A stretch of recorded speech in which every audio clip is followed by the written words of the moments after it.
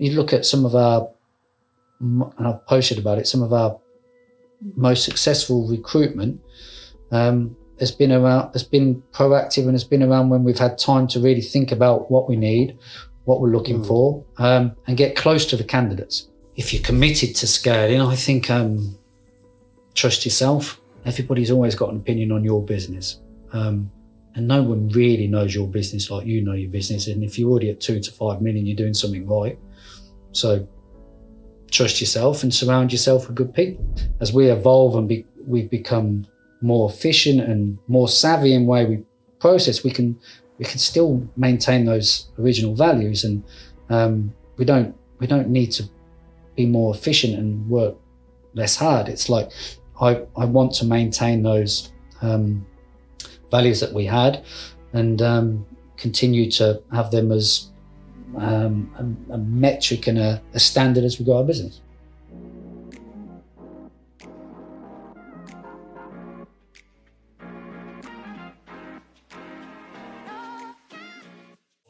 In today's episode of Talent Unboxed, I'm joined by Paul from Houghton Hams.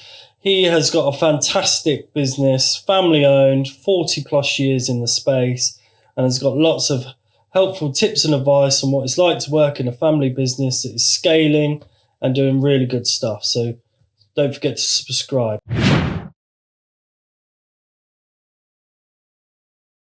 Right, so Paul, thank you for joining Talent Unboxed. I've been really excited about speaking to you on the couches today. Mm-hmm. So just for those watching and listening, do you want to just introduce yourself? Tell us who you are, where you work. Okay, I'm Paul Wagstaff, son of Nigel and Joe, who started Houghton Hams in 1983. I have lived there for the last 27 years, and now work with my 3 sisters and 1 brother-in-law. Great. So a family business, and this is the bit that I really wanted to kind of focus on today, is about the idea of working in a family business that has grown from a simple idea that your dad started to now we're getting to that point where you and your sisters are taking it on.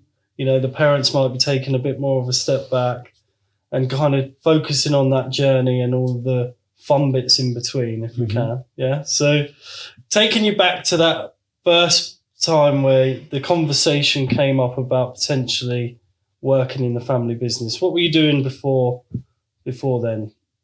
So did I just reframe that a little bit? Did I want to work? What was I? Well, just how it came up. Obviously, it was kind of more out of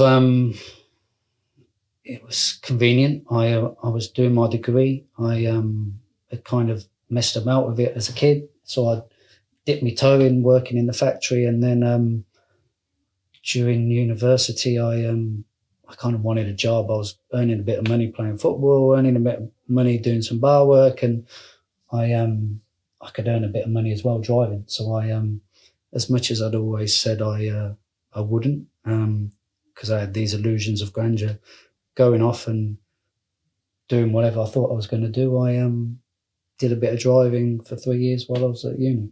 Okay. So you were playing football. Who were you playing football for? Just local? Is it like local level? Or? Different teams. I'm trying to think how old I was. So at 19, I was 16 to 18, I was at Northampton, then Rothwell, then rugby, then Rothwell, then Warnes, and then when I was like Warnes FC. I don't know what they were called. Yeah, maybe. I think it's all houses now. Yeah. So you were at uni. What was you doing your degree in? Business and marketing, believe it or not. Okay. Yeah. And then you thought, right, I could do with earning some cash. I probably need to screw my head on a bit, and then the opportunity came up to work in the family business, right? Well, I was spending a lot of money when I was at uni. I worked hard and played hard, so I needed a bit of money then. And then when that finished, all my mates were going off travelling, and I thought, well, for the next couple of months during the summer, I could school away at work and save a few pennies and potentially go travelling with them. And that was kind of like the short-term plan. It didn't happen. One of those is actually still travelling today, believe it or not. But 20 odd years later, 27 years later, believe it or not, still travelling, still living the life. Love that. Yeah. What's the secret there, I wonder? I don't know. But he's obviously doing something right. But yeah, it was kind of never in my mindset, never kind of envisaged doing this for the next 1 year, let alone 27. But kind of started, and then, you blink and here you are. Okay, so your dad started the business, like you said, in 1983. Mm-hmm. So for those that aren't local that might be listening, like, Nigel's quite a big character in the area. He's well regarded in terms of the story, right? Because Houghton Hams has now been going for 43 years. Yeah, that was quick maths. And that was on the back of working with farming with your uncle. Is that right? Have I got that right? His sort uncle. of. So my uncle had a pig farm. My grandfather was a butcher. Yeah. My uncle's pig farm was in Moulton. My grandfather had a butcher shop in Moulton. And my father worked in meat sales. So it was kind of a natural progression that at some point he didn't want to work for other people, and it was kind of in his DNA anyway. And so he started on his own. He made that leap of faith back in 1983. My mum was working for a bank at that point, so had a little bit of accounting and knowledge in finance, so could support him. And so then the business was born. The business was born. Yeah. So obviously it wasn't always part of the plan for you to join the family, but you took that leap. You went in. You started off in the factory and driving, like you said. Mm-hmm. When did you realise, or wasn't it a realisation that it just became a natural thing that that was it, you were there and you were going to stay and digging deep and be part of that really cool journey of growing it? I don't know. It was never that, as I've touched on, it was never the original mindset. I always did it as I always found it quite natural, but I never, I envisaged being a professional sportsman or a cocktail barman traveling around the world on a yacht. I did a bit of work during uni in bars, and kind of never envisaging like Tom Cruise and exactly cocktail, that, yeah? exactly that, exactly. I was quite good at spinning, but in fact, I can probably still do it. But yeah, it was never the plan. But then once I started, I became I'm quite neurotic about certain things, and I became quite fixated in it, and I never really felt comfortable not being good at something and not knowing how to do it, and there's always something more to learn. I think the longer I actually had a good, I was still playing semi-professional sport. I was earning decent money. I can't remember where I was living at that point. I might have still been living at home. So I had a good lifestyle, and I felt like I belonged to something. I felt like a family business, you always have this sense of ownership. And I suppose I was locked in at that point, even though maybe I didn't realise it. So fast forward then, 10 years. Because I remember, I think I've told you this on a personal note, but I've been in recruitment now in this area for 23 years, right? And I've worked over that time, I've worked for 4 companies, including ACS. And Houghton Hams was my first conversion in each of those businesses. Right, which obviously I'm a massive believer, and I guess we prove that in this situation, that relationships is something that business is traded on. Mm-hmm. Has that been a big part in terms of how your business has grown? Because I know from over those 20 odd years that we've known each other, I've seen that Houghton Hams go from having that singular unit in the corner of Moulton Park to now having potentially like 70% of that section you're in. It's been a really impressive journey to watch. Yeah, I think people always have growth plans. People always talk about scaling, but you can't do any of that without looking after the existing customers that you've got. And I haven't got the number now off the top of my head, but 6 months ago, 3 of our top 5 customers we'd had for over 20 years. So I think that's testament to what we do and the services that we provide, but also our commitment to our customers. But yeah, I think we've had to evolve as we've grown our business, so have our customers, and their expectations evolve, and we have to grow with them. We have to scale our service, be that the amount of drops or the amount of products or the amount of technical compliance we give them, or whatever it is. We have to evolve our service to grow with them as we grow. And if we looked back from that first year that you joined the business to now, would you envisage? Well, there's 2 questions I'm going to ask you actually. Would you envisage of being at this point where you are now? Is question A. And then the second question is, if you could have a conversation with yourself. You know that I can't remember this amount of questions. You're going to have to do like one. All right, let's do that then first. So when you first started a year into the working with the family, did you envisage it being to the size of the business it was? No, but I'm always a little bit wired different in that respect to my dad, because he never really chased growth. He chased margin, and and to this day he will. But I was always a little bit fixated with, like, maybe when I came we were doing 1 pallet a day and I wanted to do 2, and then when you do 2 you want to do 5, and then when you do 5 you want to do 10, and I've always had that mindset, like I'm not comfortable standing still. I want to challenge myself. I want to challenge the business. I want to challenge people around me. I want to grow. I don't want to stand still. Even doing this is challenging me because it's not the norm. I'm comfortable standing in a factory with a hairnet and wellies and talking to a bunch of people, but sitting here in these civvies talking to you is more comfortable. So I've always had that mindset of I want more.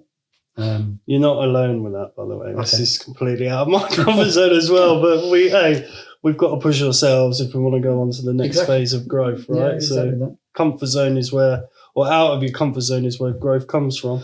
I say this to my son, and then I think, bloody hell, you need to practice what you preach. You can't keep telling your son about stepping outside your comfort zone if you don't do it yourself. Exactly that. Exactly that. All right. So the next question then. Yeah, because I've already forgotten it.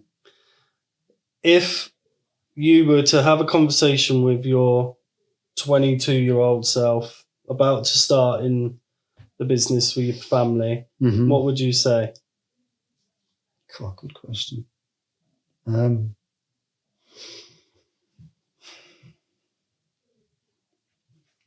suppose be patient, trust yourself a little bit. If I look back, I think I've seeked and wanted to acquire more information. I've wanted to grow, and I think I'd say continue on that path. I think sometimes I can be a little bit short-sighted. I want that now, and maybe be a bit more patient, be a bit more empathetic with yourself, trust people around you a bit more, maybe take a longer term vision on things. But it's all a learning curve. It's all. But I think well, I've sat with a few business owners now, and I know you're not the founder, but you may as well be part of that journey of how that business is scaled to where it is, right? You've been a fundamental part of that. And what people don't see, I guess, unless you're in it, is how much work it takes and how many hats you have to wear when you're running these kind of businesses, right? Although you've had a support network around you with other employees over the periods, you haven't always had to the scale you've got now. So you've had to go from wearing, right, how do I get more business, to how do I now become a production manager? And then I've got to flick on my, oh, hold on, I've now got to be HR for a couple of hours. And 100%. I think that's the thing. I think you can forget and become blinded by a little bit. You're always learning.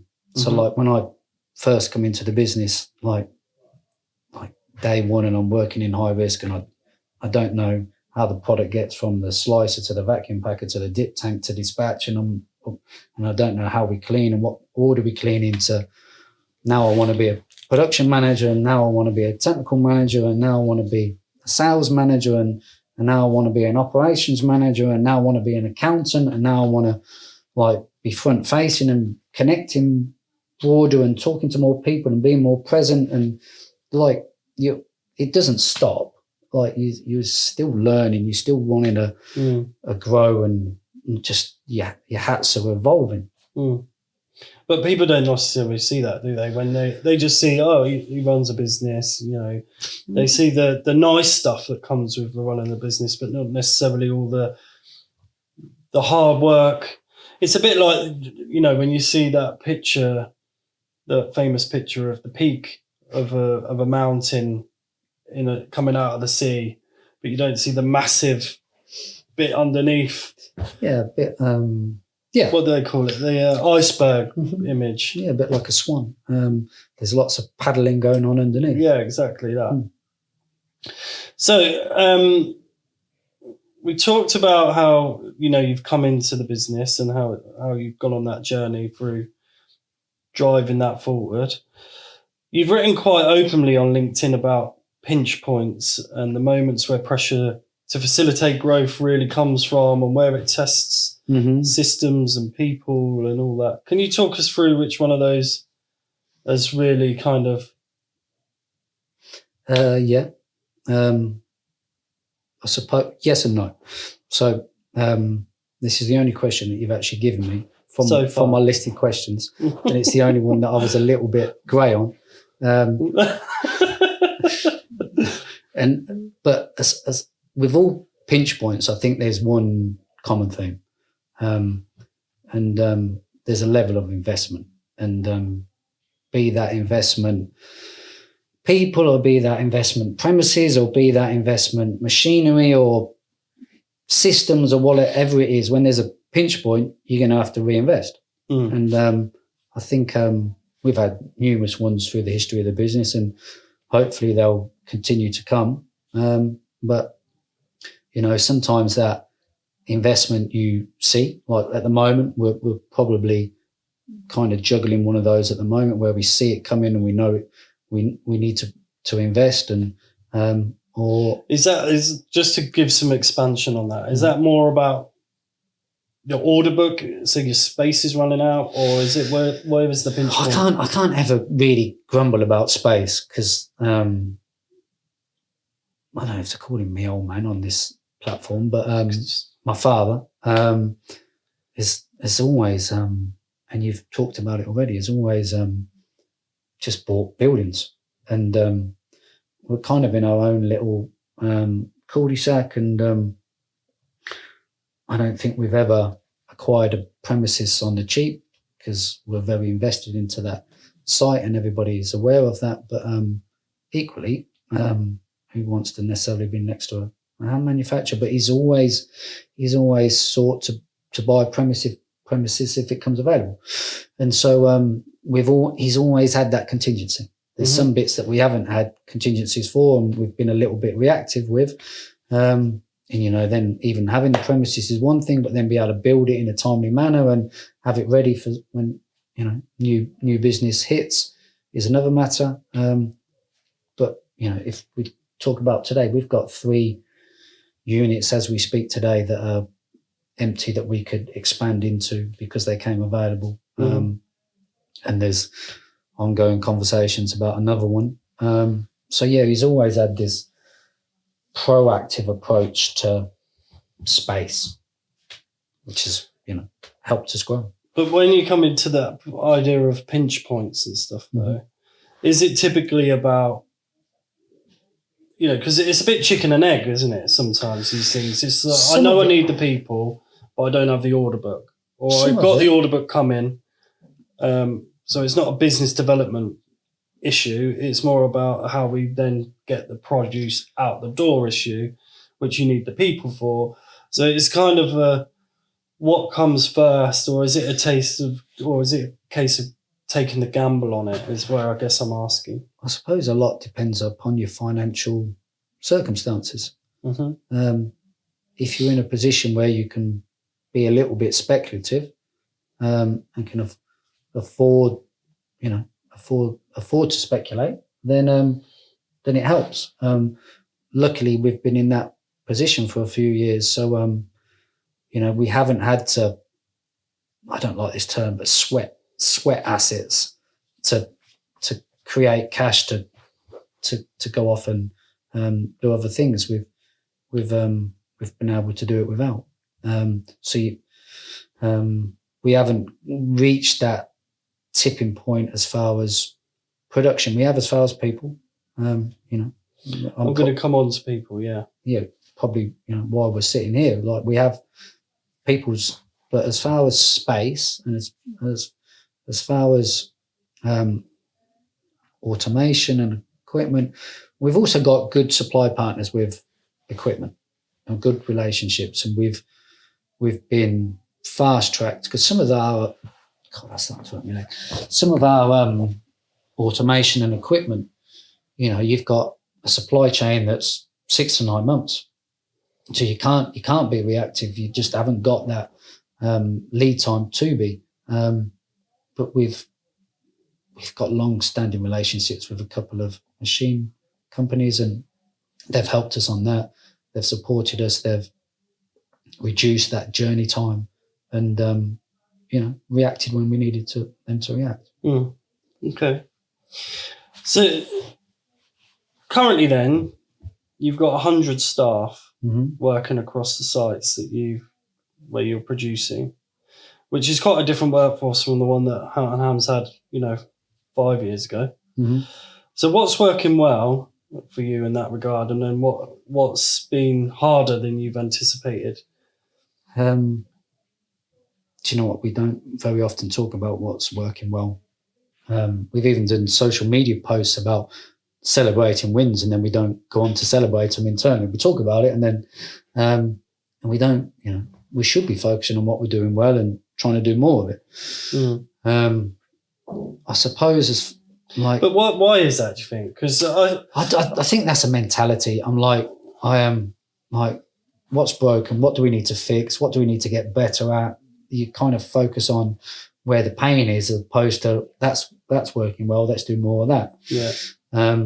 But that's celebrating the victories, and even if you don't do it publicly, but just internally, is there a reason why you feel like that? Because I know that we do it. So we've had feedback internally. You do it a lot better. I've seen some of the things that you do, but but we also at times hesitate to do it. And that's because sometimes it's that whole old English mentality. Exactly. You don't want to blow your own trumpet too much. Right? Well, yeah. Also, I'm always mindful of what's around the corner.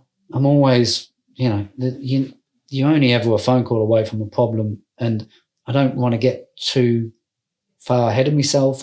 Like I don't really want to be too speculative of like how well we're doing and how well we're going to continue to do, because that can change. So there's some of that. I think as far as the workforce and what we're doing well, I think our retention is still good based on the fact that people used to come to work for me, not the business, but for me 25 years ago. And most of them are still here because we had that relationship. I still think our retention's quite good, and you can bear testament to this with temps that you put in. If they last a week, they tend to stick and get a permanent contract. Well, we've converted a lot of people to Exactly perm, right? Exactly that. So I think as far as retention, we're doing well. The bit that I don't know that it's not doing well, but the bit that I struggle with is not having the same level of relationship with people that I see in the business. I can walk past people now in the corridor, and before I'd know their middle name, I know their kid's name, I know their dog's name, I know when they're going on holiday, I know everything about them. Now I see someone in the corridor and I might not know their name, and I find that difficult. Only with temps when they first come in, but I just not having that same closeness and personal relationship with everybody that historically I've had, I find a challenge. So that's a really good point that you brought up there, because I think lots of businesses, when they scale, you know, there's a number, and I don't know what it is. I probably could do some research on it, but there's a number of which you think, okay, if I have 50 employees, that mentality is really easy to manage, right? Knowing everybody, what they're about, what makes them tick, who the family is, checking in with them, it's manageable. 100, you know, might be considered less manageable.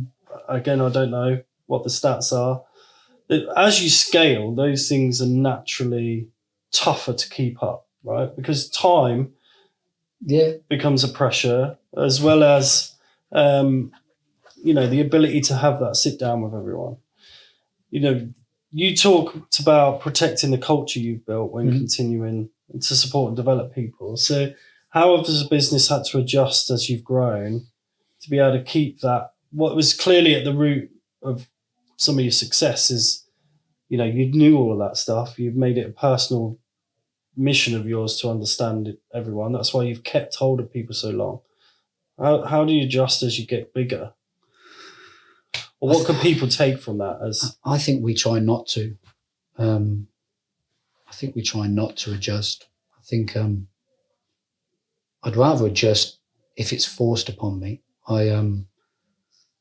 We've always had this culture based on hard work, honesty, ownership. We've always had those values that underpin our culture. And as you scale your business, you might build efficiencies through automation. You might build efficiencies through processes, through different mindsets and different ways of thinking.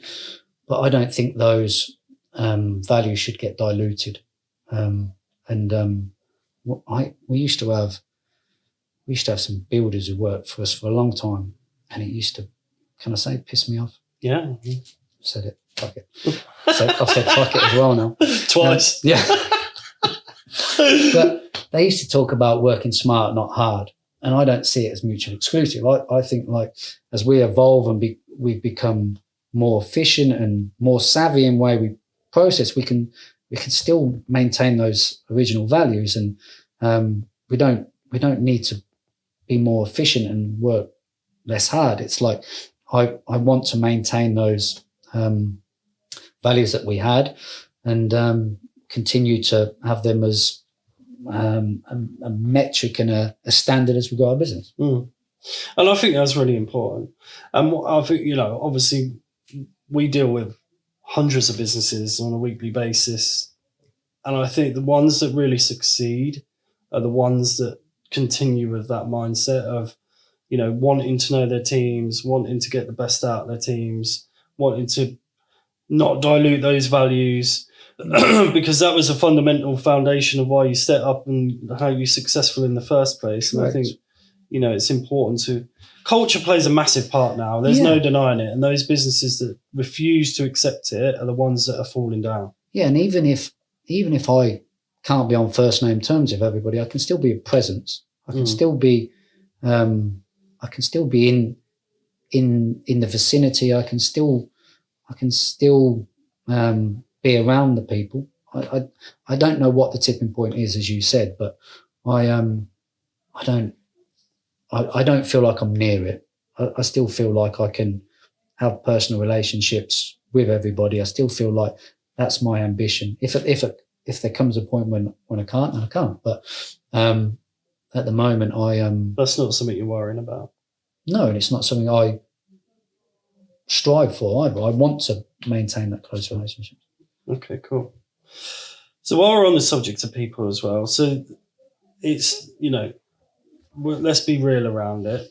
Food production is not necessarily considered a Gucci industry, right? And especially it can be cold, it can be smelly, depending on the space you're in. It's at times it's quite demanding work, depending again what space you're in. How have you adjusted in competing for talent against perhaps bigger, better funded employers in the same market? So have you found that tough, or is that? Yes and no. We are not the easy option. We are most definitely a place where you come and you'll be challenged. I think you'll be rewarded. I think you'll find all of the family approachable when you need us. But really, our focus to recruit is, and we've posted about it, is by partnering with you. I think I like intent. And we've showed intent. We had a muddy, messy recruitment policy for a few years where different departments were recruiting for themselves, and technical was recruiting with such and such, and HR were recruiting with blah, and it was all muddy and there was no accountability. And I think we acknowledge the challenge that you identify, and we brought some clarity to that and said, like, here's our intent, here's our investment, here's our confidence in you guys. ACS, get on with it. And obviously, there's not all of those situations prove successful, right? I think if I sat here and said we got it right every time, I'd be fibbing everybody, including you. But what I think is important in that situation, and where that relationship bit helps, is that if we're coming to you and saying, do you know what, you're asking for X, what we're seeing is Y, somewhere in the middle we need to think about an option that is going to help your solution, or help us find the solution you want, as well as, and what I really like about working with you guys is that you're open-minded to that. Sometimes you're going to say no because it can't be achieved within the organisational structures or whatever it might be, but more often than not, you're open to listening. And I think that that's, again, where businesses know that they might have a challenging space, but equally are prepared to evolve and listen to options and ideas. It's your level of expertise. It's where we've invested in with you. We'd be silly not to listen to your recommendations. You're closer to it. We've partnered with you for a reason. So if I was sitting here not listening to you, it'd be a little bit nonsensical. It would, and I completely respect that. I think there's also times where businesses tee off with that attitude around it, but then don't necessarily support it when it comes down to it. So, then it becomes a bit of a head-banging exercise where... I get it. I think at the moment, and it's not always been this way, we're proactive in our recruitment. And I think, our business hasn't always been proactive. There's been periods when we've been reactive, for long amount of time. But at the moment, we're proactive. And when you're proactive with recruitment, you can invest time. You guys can understand our business. You can understand our challenges. You can understand really what it's like to live at Houghton Hams. And then armed with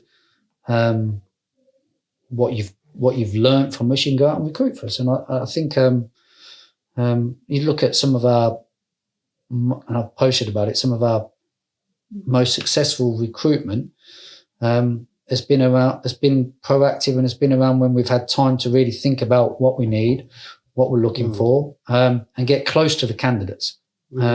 Like if you guys are close to the candidates and have a relationship with the candidates and understand, what they want, not just what we want, and understand if they're likely to turn up, what else is going on in the background, and have that personal relationship with them, then I think we're more likely to succeed. Yeah, 100%.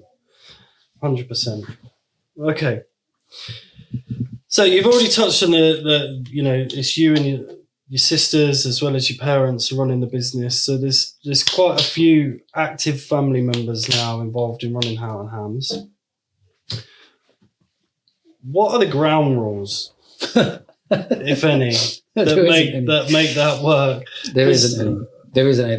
There should be, probably. Yeah.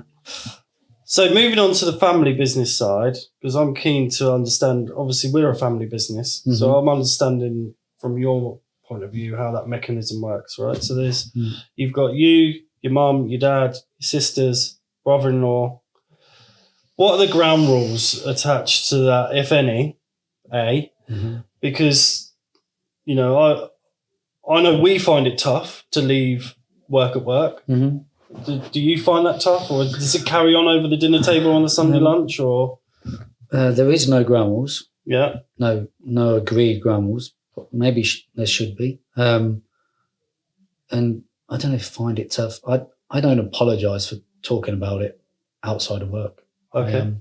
The only time I might apologise is if the kids are with us and we're focused on work. When the kids are around us, that might be the time that I apologise. But no, I think it's something we live and breathe every day. So why not talk about it when you're not sat at work? I don't think there's any reason to get hung up on that. Yeah. Well, like it's. I just know that some people struggle with it, right? Like me and Helly, if we were being completely honest with it ourselves around it, there's been times where we've had some massive ding-dong rows in the evenings when we've got home, and she'll go, I didn't really like the way you were in that board meeting today, or I didn't like what you said about X, Y. And I'll go, oh, okay, well, that's how I feel about it. And she'll go, but you've never said anything. And then, all of a sudden, a very quick... It can escalate. It escalates into something you probably shouldn't have. But I think, like, if families argue, families, but at the end of the day, families tend to have the same, especially in the family business, they have the same interests at heart. You want the best for the business. I think it's easier as we get older because we all soften a little bit, so we're not maybe as fiery as we all were 20 years ago. But I think we all trust in each other as well. So, even if A reckons we should do X and B reckons we should do Y, like, it's based out of a love and an invested interest in the business. So, like, we can we work through most of those things. Well, let me spin it then slightly. And I'm not pushing you to try and give me some dirty gossip or anything, right? But has there ever been something that you've then brought up in a family setting that you've avoided speaking about at work that has then... I don't think so. Okay. I don't think so. We probably... Well, it depends if you're talking about a massive clang or something here. We talk about work all the time.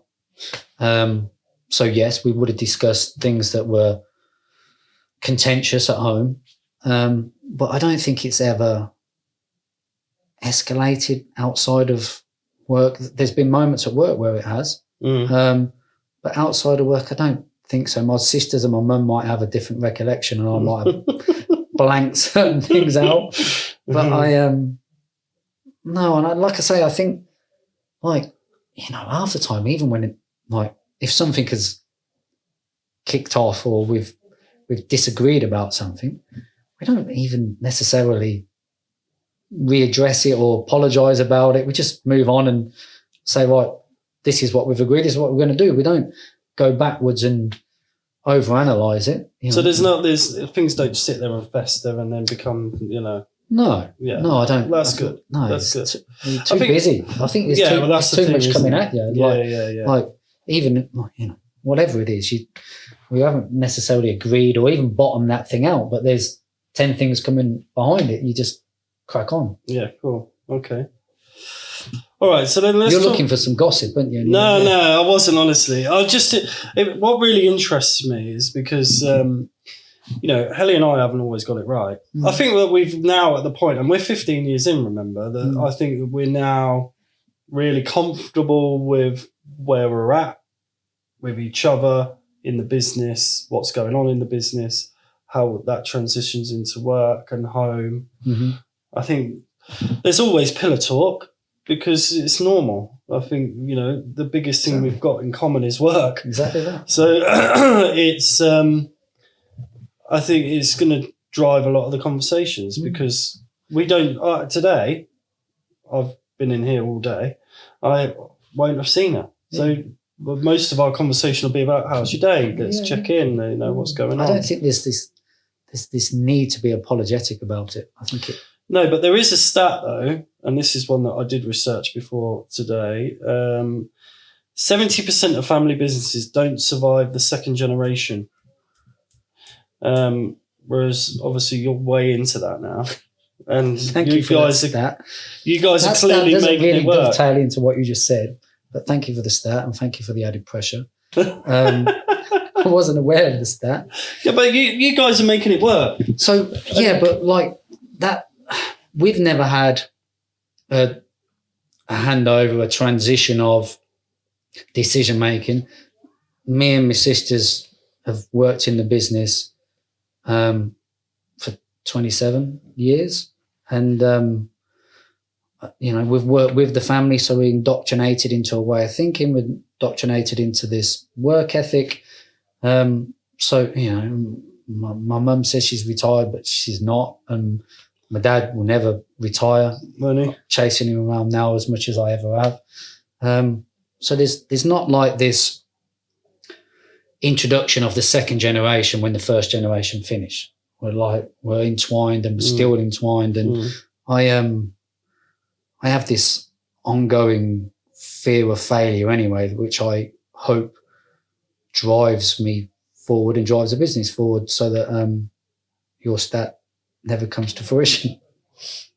But you can see that, right? All of the stuff you've talked about that drives you as an individual is clearly impacting what's going on in the business as well. And I think that that's a positive thing that, for people listening, it kind of leads nicely onto my next question, right? So thinking about like the podcast is aimed for business leaders to take tips and advice as much as it is for people trying to look for work. So if this episode was aimed at people that are in family businesses, they're at that 2 to 5 million turnover and they want to scale, but they don't want to lose what makes them them. You guys have clearly done it. You've lived it. You've got through it. You're still on the journey to where you see it. What kind of advice would you give to somebody in that space that is? Because there's probably some follow-on questions to this as well, but predominantly, like, what's the tip you would think? 2 to 5 million, you want to scale. Whether they look at some asset finance or whether they look at whatever. What would you suggest? I suppose the first bit is be certain that you want to scale. Mm-hmm. There's nothing wrong with not scaling. And if you've got a niche and you can drive margin through that niche, then why scale? But if you're committed to scaling, I think trust yourself. Everybody's always got an opinion on your business, and no one really knows your business like you know your business. And if you're already at 2 to 5 million, you're doing something right. So trust yourself and surround yourself with good people. I don't think you can scale your business unless you're surrounded by good people. So do that and continue to, this might be contrary to what other people say, but continue to focus on the things that have got you to that point, because there's no need necessarily to change that. You know, we talk about us. We've always focused on producing an artisan quality ham, and whether we're doing it for Fred in Little Houghton Post Office, or whether we're doing it for Ocado, Waitrose, Aldi, Booker's, whoever it is, we're still trying to produce the same product. Yeah. You talked about the business is creating artisan products, right? Mm-hmm. Well, lots of other producers have gone down that kind of highly engineered product. Mm-hmm. You've stuck to your roots with that. I know there's been a massive drive in the way that people shop and look at health and food intake, and it's all about artisans, like the latest buzz trend. And is that what's kept you, like, has that been your USP, I guess, is what I'm trying to get to? I think we've always tried to produce a natural, proper quality ham. And my challenge has been, can we continue to do that as we scale our business? And if we can continue to do that and place that same ham in multiple sectors, then we're kind of bucking the trend. Normally to do that, people value engineer some of the variances out of their product. And they tumble it and inject it differently and put emulsifiers in it and form it and create a more uniform product. We're not trying to do that. We want the ham that you used to buy at your local butcher's 43 years ago, and we want to scale that product. And I think there's a place for a proper ham on a retail shelf that doesn't cost a fortune. And I think we're demonstrating that at the moment. So can we talk about Aldi? If you want. So obviously Aldi, that was a really interesting, I love the videos that you guys did about your rollout with Aldi. Mm-hmm. Yeah. So obviously one of the fastest, if not now leading retailers, I don't know, they seem to be everywhere. Mm-hmm. Obviously they're stocking you as their traditional artisan product, which is great. Mm-hmm. Have you managed to keep that view of the artisan methods and then scale with the demands of a brand like Aldi?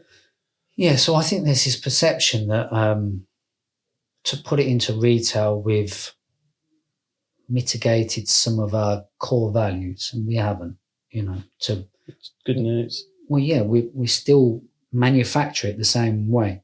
Mm-hmm. All we've really done is become more savvy, efficient at how we slice and pack it. The way we butcher it, the way we cure it, the way we cook it is all the same. We haven't engineered any of those processes. Well, that's the whole idea of why they wanted it, right? Correct. I guess that's what I guess that perception bit that people may think is, when you watch Dragon's Den and they say, oh yeah, here's this chutney, or, and I want to put this chutney in Sainsbury's, and then they go, yeah, well, how much does it cost you to make it? Well, it cost me £2. How much do you sell it for? £5. Sainsbury's are never going to buy it for a £5, so you need to get it down to £1. Somebody's got to give somewhere, right? So if that means you don't change the product, but you just become more efficient in how you do it, then that's the rub, I guess, right?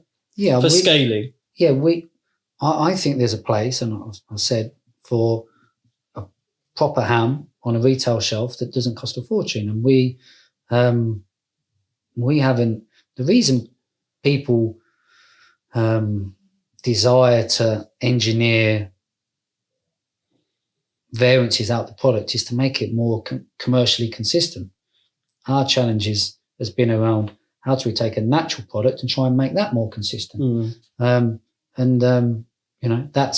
an ongoing challenge for us. I'm not saying it's easy, but it doesn't need to cost a fortune. It doesn't need to be a challenge that we can't overcome.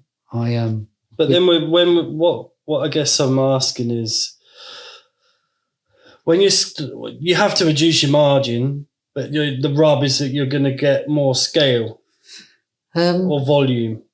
Yes and no. Am I fair with that or not? Yes and no. I don't. Without being too specific around margin per customer, no, of course not. there's It's that bulk buy mentality, though, right?